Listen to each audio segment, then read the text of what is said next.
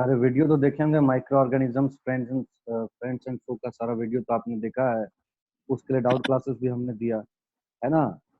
तो हम लोग आज जो है माइक्रो ऑर्गेनिजम्स को आज डील नहीं कर रहे हैं, क्योंकि ऑलरेडी जो है इसका वीडियो आप लोग को मिल चुका है और साथ ही साथ हम लोग डिस्कशन क्लासेस भी दे चुके हैं ना। फिर भी अगर कोई डाउट्स होगा तो यू कैन आस्क मी। आज हम लोग स्टार्ट करने जा रहे हैं next chapter, that is your cell. तो आपके मॉड्यूल 1 में सेल दिया हुआ है। Yes student, It is given crop production and management. Yes, sir. Yes, sir. Yes, sir. Yes, crop sir. Production and management. और क्या क्या दिया हुआ है? The Micro. biology दो ही मॉड्यूल्स में, एक माइक्रो ऑर्गेनिजम्स और एक क्रॉप प्रोडक्शन एंड मैनेजमेंट। अच्छा ठीक है, कोई बात नहीं। तो हम लोग सेल स्टार्ट कर रहे हैं। आपके स्क्रीन पर हम नोट्स को डिस्प्ले करेंगे, ठीक है। सर सेल भी दिया था। अच्छा ठीक है। तो I am going to share my screen.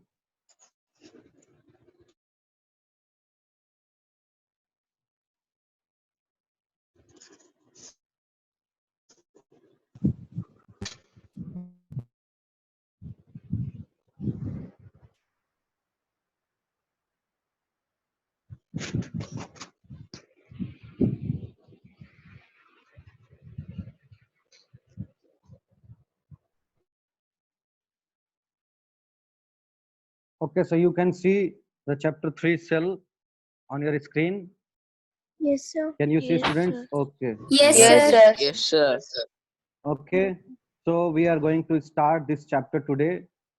Chapter का नाम क्या है? The cell. ठीक है, ध्यान दीजिए।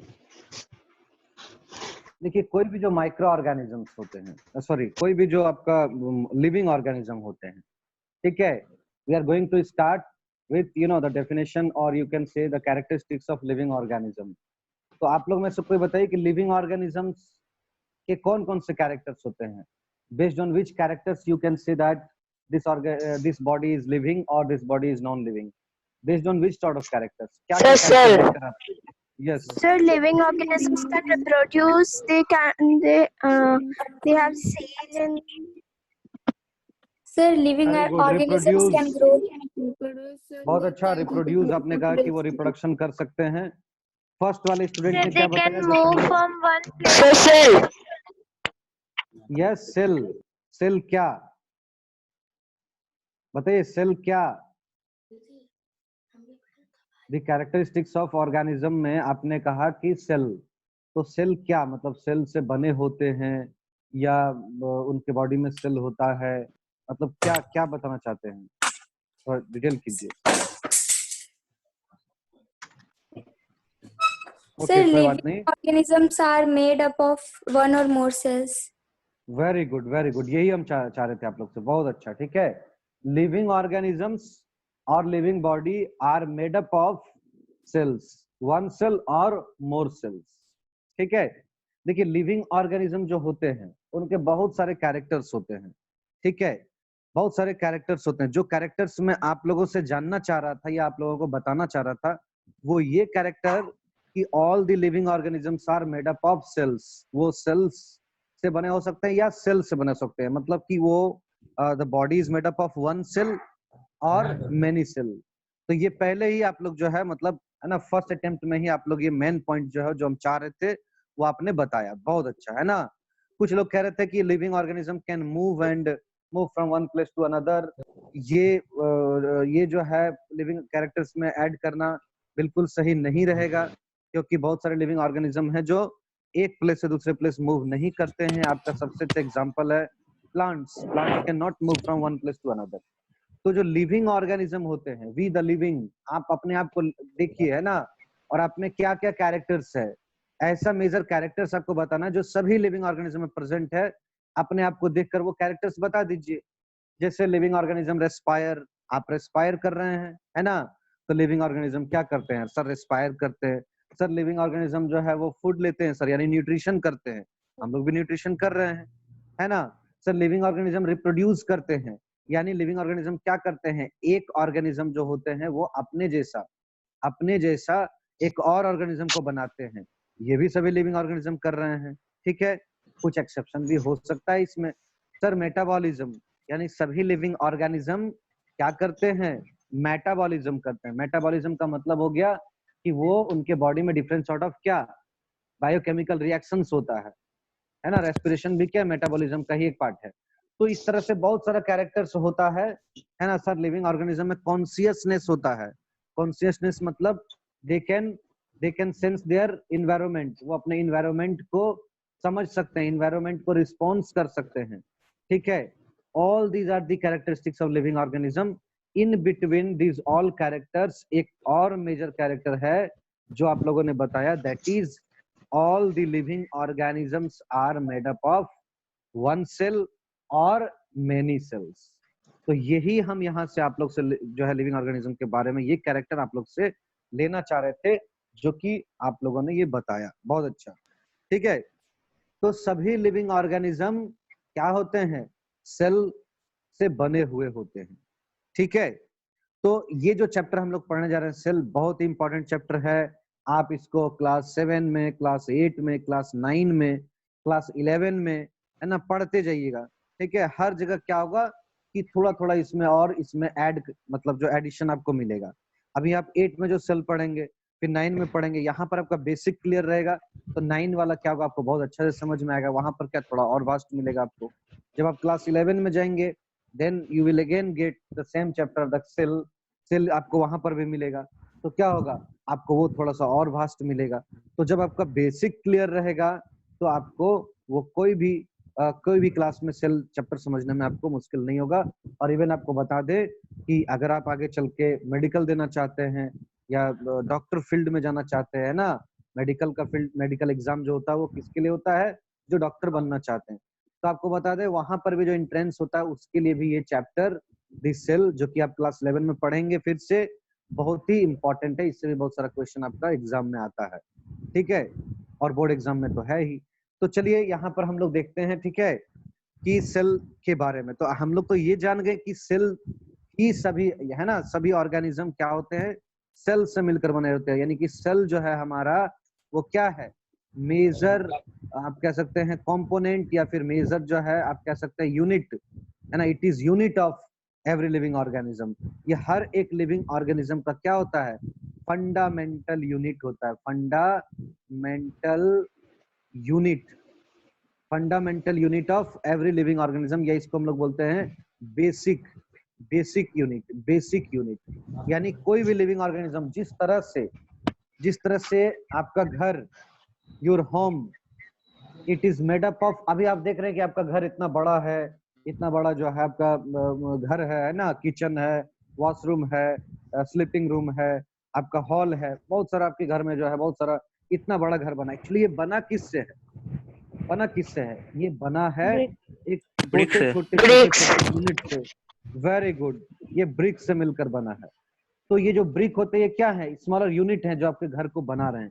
Without brick it is not possible to make this sort of building, ठीक है। उसी तरह से क्या होता है, जो इतने बड़े बड़े ऑर्गेनिज्म हम लोग देख रहे हैं, या हम लोग खुद भी जो ऑर्गेनिज्म है, we are made up of cell. हम लोग भी उसी तरह छोटा छोटा जो ब्रिक जो घर में लगा है, उसी तरह का कुछ स्ट्रक्चर का हमारे बॉडी में छोटा छोटा सेल होता है ना, छोटा छोटा यूनिट होता है जिसको हम लोग सेल कहते हैं, उससे हमारा बॉडी बना है। क्लियर। तो यहाँ से हम लोग क्या करते हैं, सेल का डेफिनेशन मिल जाता है। क्या मिल जाता है, very easy definition, cell is the fundamental unit of every living organism, ये आप समझ गए। Cell is the basic unit of all the living organism, ये भी आप समझ गए, ठीक है। उसी को थोड़ा और जो आप कह सकते हैं और थोड़ा स्टैंडर्ड फॉर्म में ले आए, क्या कि cell is the functional and structural unit of every living organism, ठीक है। यानी कि सेल क्या है, फंक्शनल यूनिट है और स्ट्रक्चरल यूनिट है। इसका लिखा है? यस या नो नीड टू राइट। अगर आपको कुछ एक्स्ट्रा मिल रहा है तो आप उसको लिखेंगे, अदरवाइज ये जो आपका नोट है ऑलरेडी आपका माई स्कूल ऐप में दिया हुआ है, या फिर आपको जो मॉड्यूल है आपके पास उसमें दिया हुआ है, ठीक है।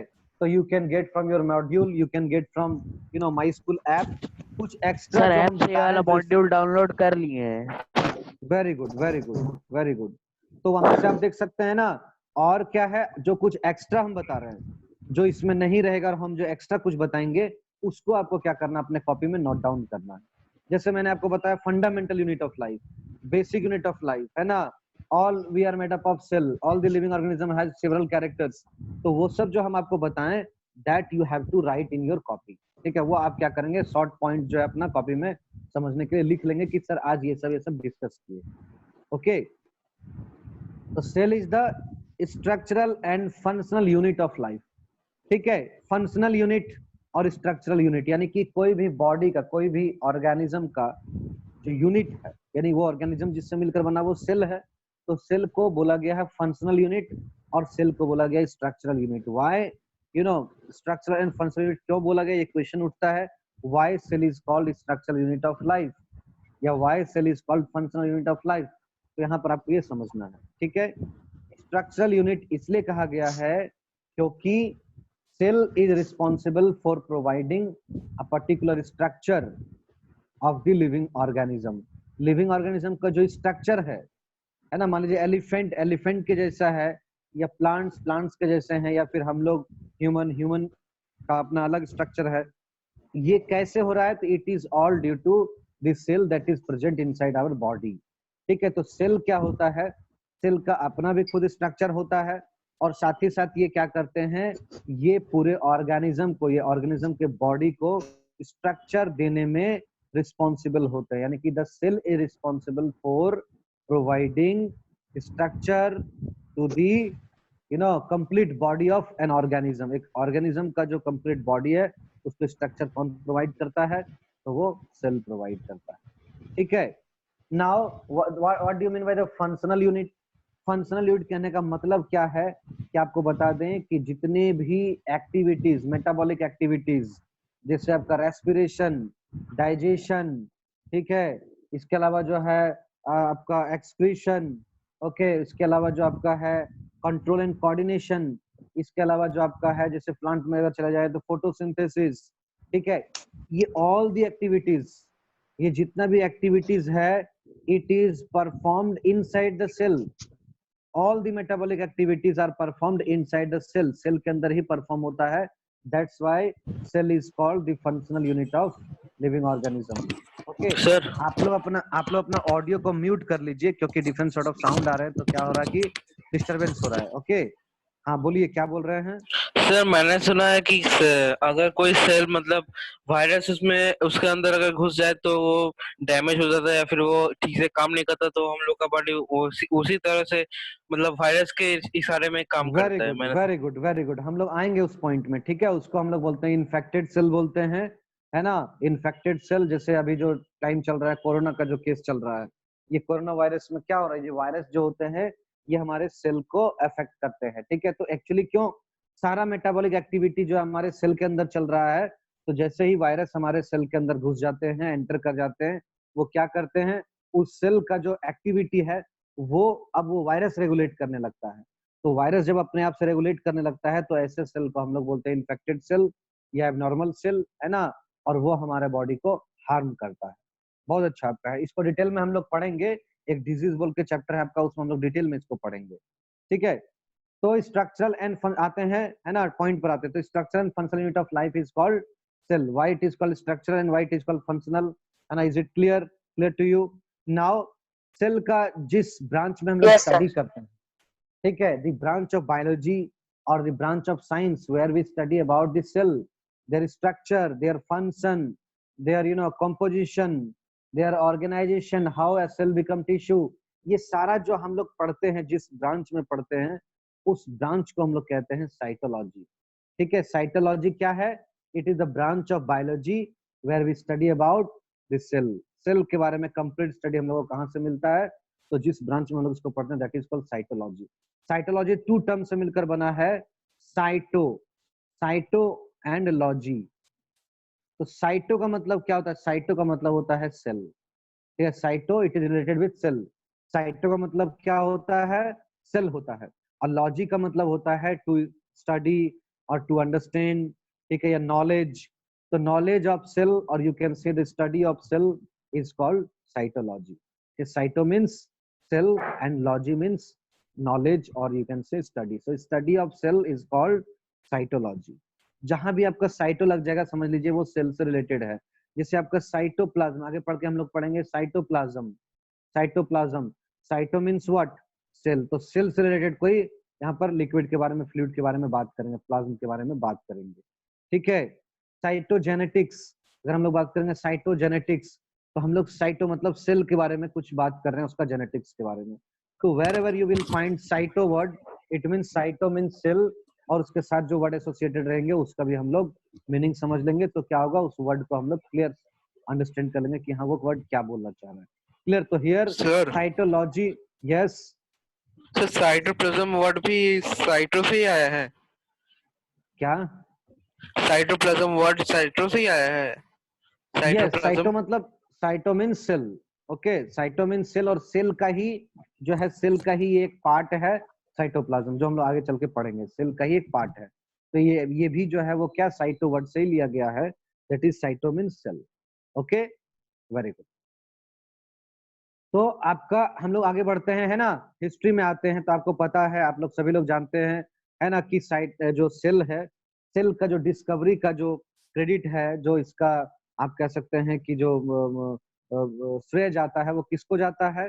तो रॉबर्ट हुक, है ना। रॉबर्ट हुक, आपको पता है कि रॉबर्ट हुक जो है वो प्लांट का जो बार्क होता है जिसमें डेड सेल्स होते हैं, उसको जो है ऑब्जर्व कर रहे थे अपने माइक्रोस्कोप के अंदर में, that is called slice of cork, है ना। स्लाइस ऑफ कॉर्क को रॉबर्ट हुक क्या कर रहे थे, अपने माइक्रोस्कोप में ऑब्जर्व कर रहे थे, जहां पर उन्होंने क्या देखा, जहां पर उन्होंने डिफरेंट कंपार्टमेंट लाइक स्ट्रक्चर देखा, और उसको उन्होंने जो है सेल कहा। क्या उन्होंने कहा? सेल कहा। वो क्या ऑब्जर्व किए? कंपार्टमेंट या बॉक्स लाइक स्ट्रक्चर उन्होंने, या हनी कॉम्ब लाइक स्ट्रक्चर आप कह सकते हैं, उन्होंने ऑब्जर्व किया, जिसका नाम उन्होंने सेल दिया। When he observe cell inside his microscope, तो उसका स्ट्रक्चर कुछ इस तरह से था, है ना। माइक्रोस्कोप में जब वो सेल का स्ट्रक्चर जो है ऑब्जर्व किए, तो वहां पर सेल का स्ट्रक्चर कुछ इस तरीके से था, जो मैं आपको ड्रॉ करके दिखा रहा हूँ, है ना। वहां पर सेल का स्ट्रक्चर कुछ इस तरीके से था, जो रॉबर्ट हुक को, है ना, नियरली अबाउट कब 1665 में, है ना, उनको जो है ये दिखाई दिया। क्या दिखाई दिया? इस तरह से आपका दिखाई दिया क्या, कि रॉबर्ट हुक ने जब ये सेल का डिस्कवरी किया, कब किया? 1664 से 1665 के बीच में, यानी कि मेनली हम लोग क्या कहते हैं, बहुत सारे बुक में लिखा हुआ है 1665। आप लोग कोई ड्रॉ नहीं करेंगे, और आपको बता दें दिस वीडियो इज रिकॉर्डेड, ये रिकॉर्डेड वीडियो है, तो आप लोग यहाँ पर कुछ भी ड्रॉ मत कीजिए, let me draw only, okay. आप लोग का स्क्रीन पर जो पेन और पेंसिल है उसका इस्तेमाल मत कीजिए, प्लीज डोंट यूज, बिकॉज ये जो एक तरीके से क्या होता है, आपका जो है माइंड को डाइवर्ट करता है ना। क्योंकि मान लीजिए आप जहाँ टिक करेंगे ये सभी को दिखाई देगा, तो सभी लोग सोचेंगे कि सर टिक कर रहे हैं, और वो लोग वहीं पर देखेंगे, तो क्या होगा, है ना, it can be a disturbance. तो ये डिस्टर्ब हो सकता है लेक्चर आपका, तो इसलिए ध्यान दीजिए, जो हम बता रहे हैं वहां पर आप लोग देखिए, ठीक है। तो इस तरह का एक स्ट्रक्चर उन्होंने अपने माइक्रोस्कोप में ऑब्जर्व किया, जो मैं यहाँ पर ड्रॉ कर रहा हूँ। आप देख सकते हैं हमने ड्रॉ किया है ना, हमने ड्रॉ किया आपके स्क्रीन पर। ये जो स्ट्रक्चर है, ये जो स्ट्रक्चर है, जो मैंने ब्लैक पेन से ड्रॉ किया है ना, ये जो स्ट्रक्चर है ना, दिस स्ट्रक्चर, है ना, this structure was observed by Robert Hooke. Robert Hooke अपने माइक्रोस्कोप में 1665 में ये स्ट्रक्चर को ऑब्जर्व किए, और ये स्ट्रक्चर जो है, ये जो कंपार्टमेंट लाइक स्ट्रक्चर है, जो आप देख रहे हैं, एक एक कंपार्टमेंट है ना, एक एक कंपार्टमेंट जो आप देख रहे हैं, 1 compartment, 2 compartment, 3 compartment, 4 compartment, many compartments you can C over here. और उसके बीच में आप एक राउंड लाइक का बॉडी देख रहे हैं, दैट इज कॉल्ड न्यूक्लियस। वो न्यूक्लियस है ना, सेंटर ऑफ द सेल है। तो ये क्या है, ये जो स्ट्रक्चर है रॉबर्ट हुक को माइक्रोस्कोप में मिला, ऑब्जर्व किए वो, ठीक है। और हर एक कंपार्टमेंट का नाम, यानी ये कंपार्टमेंट है तो इसका नाम सेल, ये कंपार्टमेंट है सेल, ये कंपार्टमेंट सेल, यानी कि हर एक कंपार्टमेंट का नाम उन्होंने सेल रखा, ठीक है। तो ये जो है सबसे पहले कौन ऑब्जर्व किए? सबसे पहले रॉबर्ट हुक ने ऑब्जर्व किया। और आपको बता दें, अपने बुक, है ना, रॉबर्ट हुक ने एक बुक पब्लिश किया उस समय, माइक्रोग्राफिया। इस माइक्रोग्राफिया बुक में उन्होंने स्ट्रक्चर ऑफ सेल को सबसे पहले जो है उन्होंने दिखाया, ठीक है। तो ये जो आपका सेल का लाइक जो हनी कॉम्ब लाइक जो स्ट्रक्चर है, या कॉम्ब लाइक स्ट्रक्चर जो है, इसका नाम रॉबर्ट हुक ने क्या रखा, सेल रखा। ये it was a dead cell, उन्होंने एक डेड सेल को ऑब्जर्व किया था। ये कहाँ से उनको मिला था, तो स्लाइस ऑफ कॉर्क से उन्होंने ऑब्जर्व किया था। ये स्लाइस ऑफ कॉर्क क्या है, तो बार्क जो होता है, ट्री का जो छाल होता है, जो आउटर कवर होता है, जो हार्ड आउटर कवर होता है ना बार्क, उसमें जो सॉफ्ट सेल्स होते हैं दैट इज कॉल्ड कॉर्क, है ना, उसको हम लोग कॉर्क कहते हैं।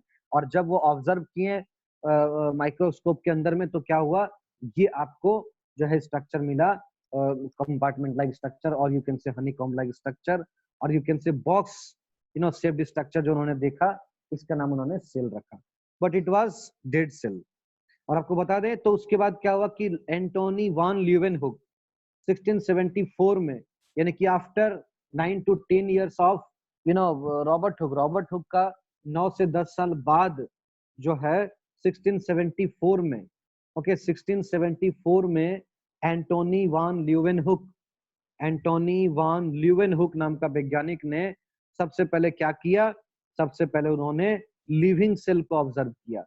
ठीक है, जो पॉन्ड वाटर होता है, पॉन्ड वाटर है ना, तो पॉन्ड वाटर में उन्होंने क्या किया, लिविंग सेल को ऑब्जर्व किया, जिसका नाम उन्होंने बैक्टीरिया दिया। जिसका नाम उन्होंने क्या दिया, bacteria. It was a bacterial cell. Okay, और वो जो थे लिविंग सेल थे।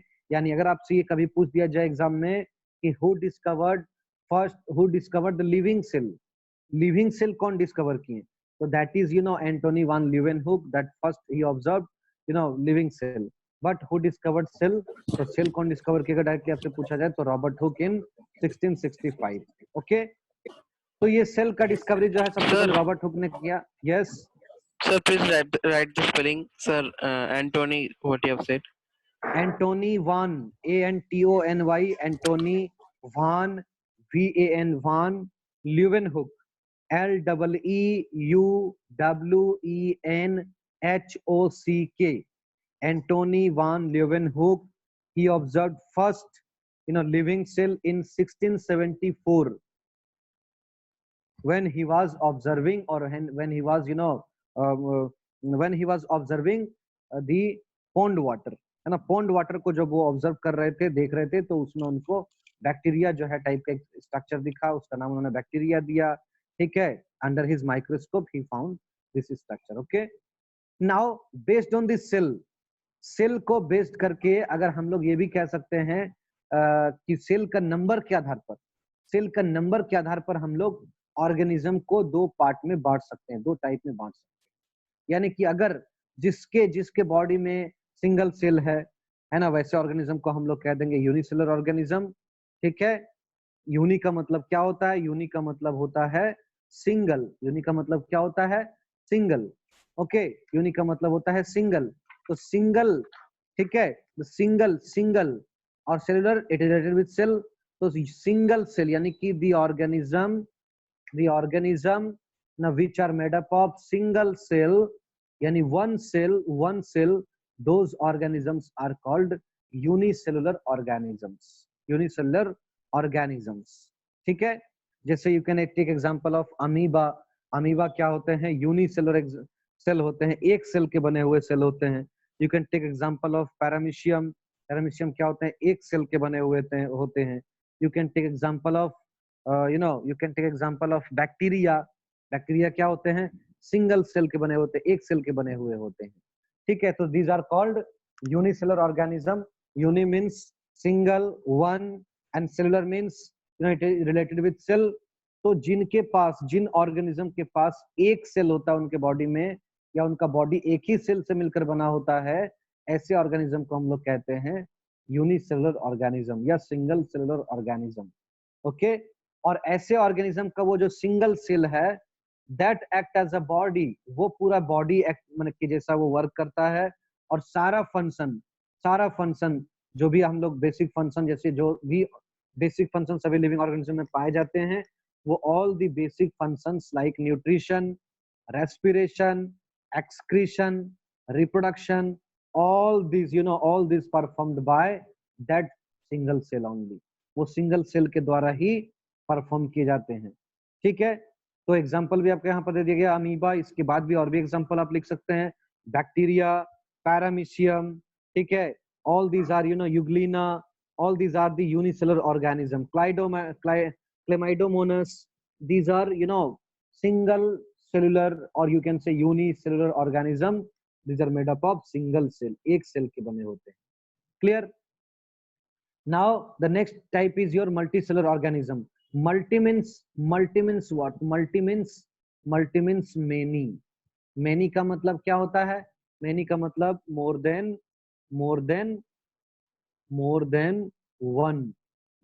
one. यानी एक से अधिक, more than one. एक से अधिक कुछ भी हो सकता है, 2, 3, 4, 5 मिलियन, ट्रिलियन, कुछ भी हो सकता है. तो ये जो मल्टी है, मल्टी मीन्स मेनी और you can say more than one. Okay. और सेलुलर आपको पता ही है, सेल यानी कि जो भी organism more than one cell से बने हुए हैं या जो भी ऑर्गेनिज्म मेनी सेल से बने हुए हैं, वैसे ऑर्गेनिज्म को हम लोग कहते हैं, क्या कहते हैं? तो मल्टी सेलुलर ऑर्गेनिजम्स कहते हैं. यानी all those organisms which are made up of many cells. Many का मतलब more than one cells. Okay. Multi cells, ऐसे ऑर्गेनिज्म को हम लोग मल्टी सेलुलर ऑर्गेनिज्म कहते हैं. एग्जाम्पल में क्या है? एग्जाम्पल में हम लोग खुद अपने आप को ले सकते हैं. We are multi cellular organism. We the human being, we are multi cellular organism. Higher plants, they are multicellular organism. Animals, cow, tiger, goat, deer, all these are, you know, multicellular organism. ये सभी क्या होते हैं? Multicellular organism होते हैं, because they are made up of multiple, you know, many, more than one cells. ये सब बने होते हैं. ठीक है. और ऐसे बॉडी में क्या होता है? ऐसे बॉडी में जो सेल्स होते हैं, they are grouped into several categories. वैसे सेल्स में क्या होता है, जो वैसे बॉडीज में क्या होता है, जो सेल होते हैं वो अलग अलग कैटेगरी के होते हैं, जिसमें क्या होता है, अलग अलग टाइप्स के होते हैं, जो अलग अलग फंक्शन को परफॉर्म करते हैं. यूनिसेलुलर में क्या था? एक ही सेल सारे फंक्शन को परफॉर्म कर रहे हैं. But in multicellular organism different cells, you know, perform different functions. Okay. इस तरह से जो है सारे सेल्स जो अलग अलग फंक्शन को करते हैं. Sir, Now we'll talk about, yes, sir, ant is also multicellular organism. yes. Okay, sir. क्या बोला आपने? Your voice is not clear. Sir, ant. Ant, चींटी, ant ना? Yes, sir. Yes, ant, mosquitoes. Okay, your very small जो organism आप देखते हैं, छोटे मोटे जो भी इंसेक्ट आप देखते हैं, all those are multicellular. सब बहुत सारे सेल से मिलकर बने हैं. ठीक है. क्लियर. जो भी ऑर्गेनिज्म को हम लोग नेकेड आई से देख पा रहे हैं, ध्यान दीजिएगा, जैसे बैक्टीरिया को हम लोग नहीं देख पा रहे हैं खुले आंख से, उसको हम लोग माइक्रोस्कोप से देखना पड़ेगा, है ना. अमीबा को हम लोग नहीं देख पा रहे हैं खुले आंख से, उसको माइक्रोस्कोप से देखना पड़ेगा. ये एंट हो गए या फिर अदर इंसेक्ट्स हो गए, है ना, आपका बग्स हो गए. ठीक है. All these are, you know, multicellular. ये सब तो मल्टीसेलुलर ही है ना, बिकॉज इसको तो हम लोग क्लियरली अपने आंख से देख पा रहे हैं, है ना. These are surely multicellular. ठीक है. ये क्या है?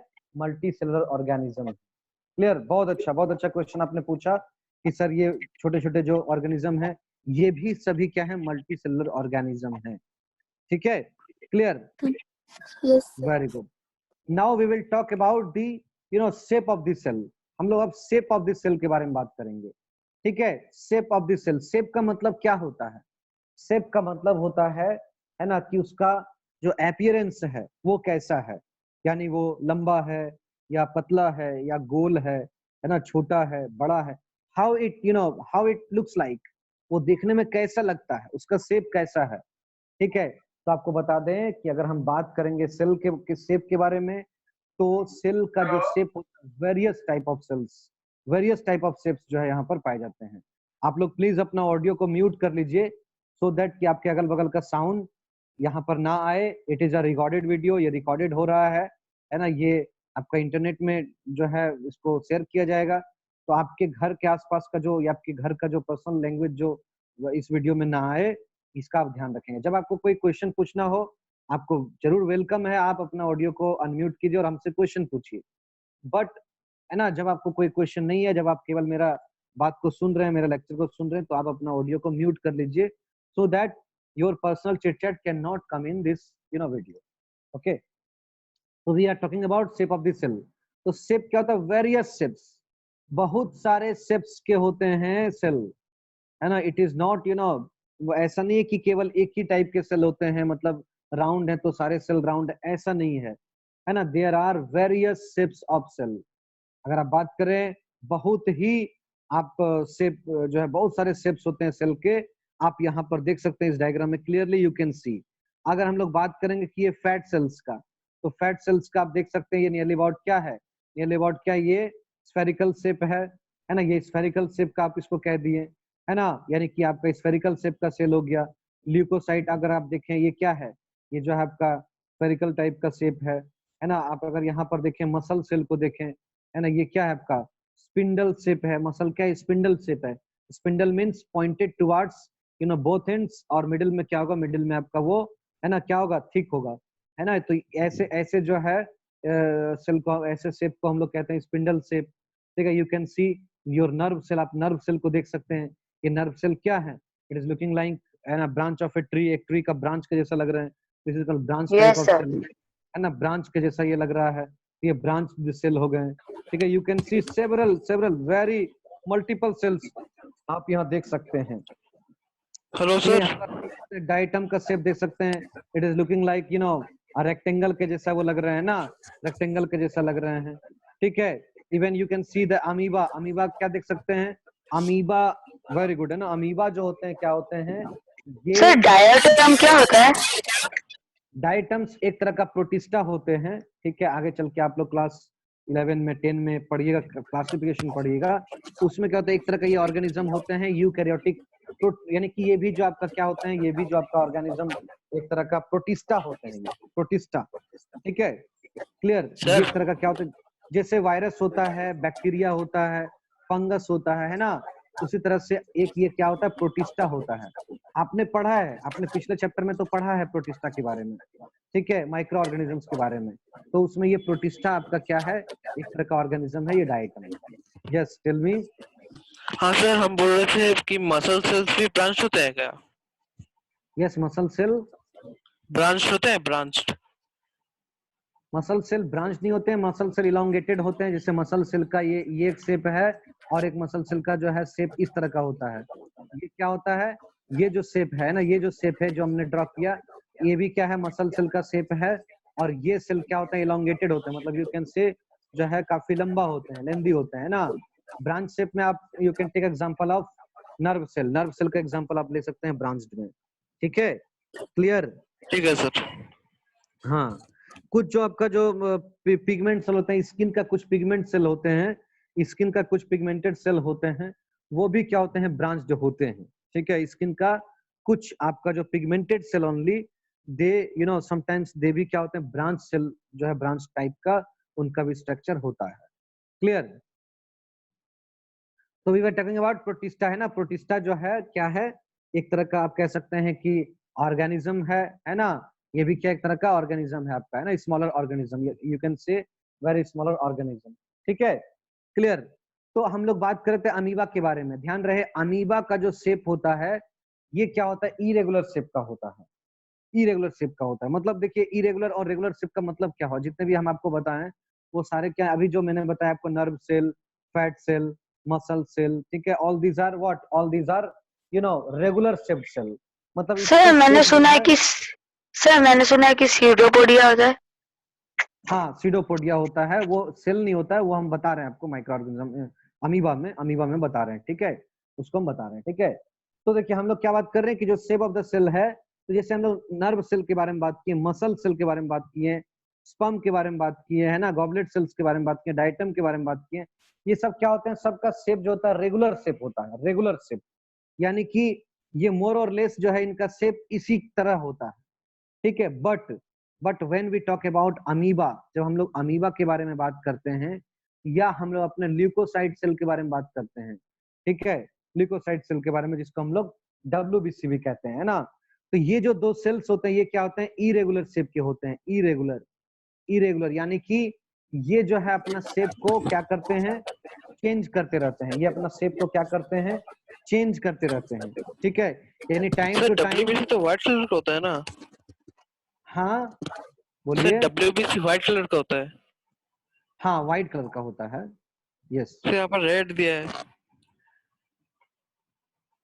वो डायग्राम में आपको दिखाने के लिए कि आप बेटर उसको देख सके, है ना। ल्यूकोसाइट जो होते हैं वो क्या होते हैं, वो आपका जो नाम ही है उसका है व्हाइट ब्लड सेल्स होते हैं, यानी कि ये कलरलेस होते हैं, ठीक है। यहाँ पर आपको कलरफुल डायग्राम दिखाया गया है so that you can understand, ठीक है। आप उसको देख पाते हैं कि वो किस तरह का शेप है उसका, ठीक है।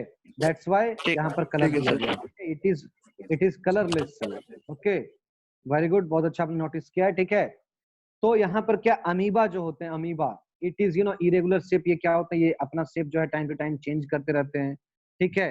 जो ल्यूकोसाइट्स होते हैं यानी WBC, ये भी क्या करते हैं, time to time they change their shape. So these cells are called irregular shape cells. और बाकी जो आपका नर्व सेल है, मसल सेल्स है, ये सब क्या होते हैं, रेगुलर शेप सेल्स होते हैं, जिसका मोर और लेस जो शेप है वो क्या होता है, फिक्स्ड होता है। Now we will talk about the size of the cell. Now we will talk about the size of the cell. हम लोग साइज के बारे में बात करेंगे, ठीक है। साइज ऑफ द सेल के बारे में बात करेंगे। तो आपको बता दें साइज ऑल्सो वेरी, साइज जो है